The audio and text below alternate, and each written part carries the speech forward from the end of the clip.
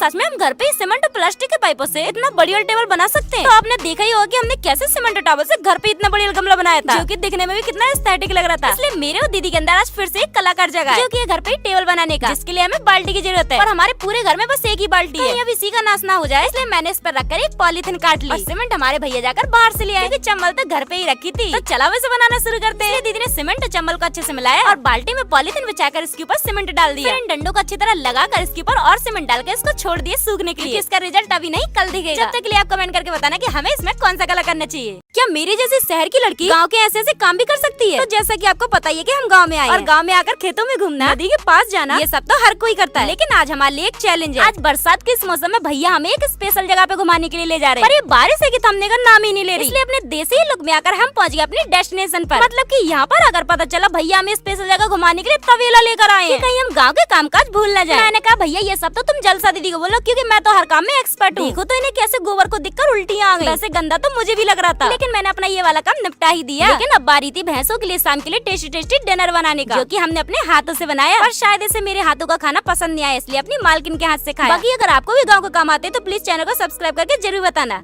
आज बुआ जी की शादी की साड़ी पहनकर लुक क्रिएट करके उन्हें दिखाया, तो उनका तो कुछ अलग ही रिएक्शन था। तो हुआ क्या ना, कल दिल्ली से हम गाँव आ गए थे और आते ही देखो बुआ जी ने इस भरे गेहूं के टोकरे को ऊपर डालने के लिए कहा है। इसलिए मैंने जलसा दी ने छत पर आकर इसे अच्छे से सूखने के लिए डाल दिया। लेकिन तभी मुझे टॉर पर ना बुआ जी की शादी की साड़ी मिली। जलसा दी ने कहा अरमान मत सजा, चुपचाप से वहीं पर रख दे। और मैं कहाँ रुकने वाली, मैं से चुपके से ऊपर वाले कमरे में ले आई, क्योंकि बुआ जी ना मंदिर गई है। तो सोचा क्यों ना इसको चलो एक बार ट्राई करके देख लेते हैं। और साड़ी को अच्छी तरह से पहनकर सोचा थोड़ा सा मेकअप भी कर लिया जाए। और वही है ना, मैं आगरा से कुछ सामान ही नहीं लेकर आई, इसलिए लिपस्टिक से ही पूरा मेकअप कंप्लीट करके माथे पर लगाई मैंने बिंदी। और देखो this is my final look. और तभी जलसा दी ने बताया चल नीचे तुझे बुआ बुला रही है। अब तो मैं गई काम से यही सोच रही थी, मतलब कि बुआ जी ने बताया कि तुझे दुपट्टा लेना नहीं आया। पहले के जमाने में देखे ऐसे दुपट्टा लेते थे, मतलब कि मैं बुआ जी को बहुत सुंदर लगी। तो चलो आप भी कमेंट करके बता दो मैं आपको कैसी लगी। आखिर दिल्ली वाली दीदी हमारी लगती कौन है, चलिए आज मैं आपको बताती हूँ। आज सुबह सुबह ही सारा सामान सूटकेस में पैक कर हम निकला राजामंडी स्टेशन, क्योंकि काफी दिनों से हमारी दिल्ली वाली दीदी ना कह रही थी तुम लोग तो हमारे घर पे आते ही नहीं हो। इसलिए आज हमारी सारी पलटन ने सोचा क्यों ना उन्हें बिना बताए जाकर सरप्राइज दिया जाए, क्योंकि हमारी ट्रेन भी जो आ चुकी थी। लेकिन ट्रेन में इतनी भीड़ होने के कारण हमें तो ढंग से बैठने के लिए भी नहीं मिला। कोई नहीं, अब पूरे रास्ते ट्रेन में थोड़ी ना ही बैठा रहना। मतलब कि दिल्ली तक जाने के लिए हमें 20 से मेट्रो भी पकड़नी पड़ी। और मैं तो अपनी लाइफ में पहली बार मेट्रो में बैठी हूँ, जिसकी खुशी तो हम दोनों बहनों के चेहरे पर दिख ही रही है। यार मेट्रो से उतरकर बाहर आकर क्या देखा, यहाँ पर तो बहुत ही ज्यादा बारिश हो रही है। अब दीदी के घर तक जाने के लिए बहुत टाइम हो जाएगा, इसलिए हमने रास्ते से ही कुछ न कुछ खा लिया और निकला है हमारी प्यारी दिल्ली वाली दीदी के पास। हमें देख करते बहुत ज्यादा सरप्राइज हुई। और हाँ पूछते हैं ना दिल्ली वाली दीदी आखिर हमारी कौन है, तो हमारे बड़े ताऊ जी की सबसे बड़ी बेटी है। और देखो यहाँ पर आके हमें दादी भी मिल गई। चलो आपको क्या लगता था कि दिल्ली वाली दीदी हमारी कौन लगती है, तो कमेंट करके जरूर बताना।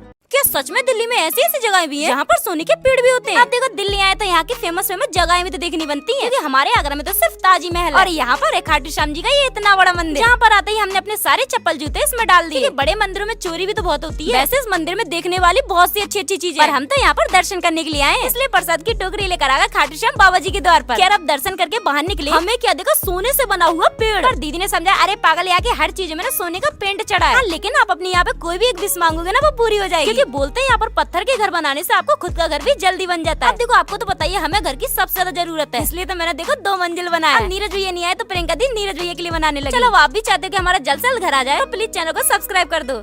जो भी आंखों पर पट्टी बांधकर इस अग्नि परीक्षा को पार करेगा उसे मिलेंगे पूरे के पूरे 1000 रुपए। काफी दिनों से आपके भर भर के कमेंट आ रही थी कि दीदी आप चैलेंज व्लॉग लेकर आओ, जिसके लिए हमें मिट्टी के दियों की जरूरत पड़ेगी। और उसके बाद सारी दियों को अच्छे से हॉल में जलाकर रख देना। और गेम की शुरुआत हमने स्टोन पेपर सीजर खेल कर की, जो कि अब हमारे प्यारे भैया को अग्नि परीक्षा देनी पड़ेगी। अब गेम खेलते खेलते हमें तो बहुत हंसी आ रही थी, लेकिन भैया तो गेम जीत गए। और अब बारी थी प्रियंका दीदी की, जो कि ये लोग देखो कैसे चीटिंग कर रहे हैं। कहते हैं ना जीतने वाले को बादशाह कहते हैं, और हमारी प्रियंका दीदी भी जीत गई। अब मुझे गेम में डर लगा, मैं तो हार गई। अब ऐसे ही गेम चलता रहेगा तो मजा कैसे आएगा, इसलिए अब चीटिंग ही करनी पड़ेगी। पर लगता है चीटिंग के चक्कर में बेचारी बुरी जली।